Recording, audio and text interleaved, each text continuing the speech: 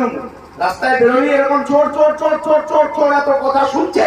পঞ্চায়েত নির্বাচন থেকে ওরা স্ট্র্যাটেজি বদলে নিয়েছে, ওরা এখন পুলিশকে পাঠাচ্ছে। কার বাড়িতে সাদা থাম দিতে হবে, কার বাড়িতে গিয়ে বলতে হবে কাকু মেয়ে তো কত দূর থেকে রাতে ফিরছে, আপনি এত লাল পার্টি করতে করতে যাবেন না, এইসব কথা বলার জন্য পুলিশের একাংশকে, সিভিক ভলেন্টিয়ারদের একাংশকে ওরা ভাড়া করেছে। সবাই নন, একাংশ পুলিশের, পুলিশ কম, তৃণমূলের লোক বেশি হয়ে গেছে। আমরা খুব দৃঢ়তার সাথে এই কথা বলে যেতে চাই পুলিশ বাবুদেরকে যে আপনারা যে উর্দিটা করছেন ওটা আসলে জনগণের ট্যাক্সের টাকায় কেনা, আর আপনারা যে চাকরিটা করছেন তার পোশাকি নাম পাবলিক সার্ভেন্ট, মানে জনগণের সেবা করার চাকরি।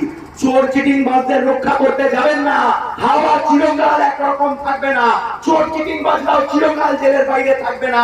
এবারের নির্বাচনে যদি আগের বারের মতো কোন রকম বেচাল করেছেন তাহলে বাঁকুড়ায় কম, কলকাতা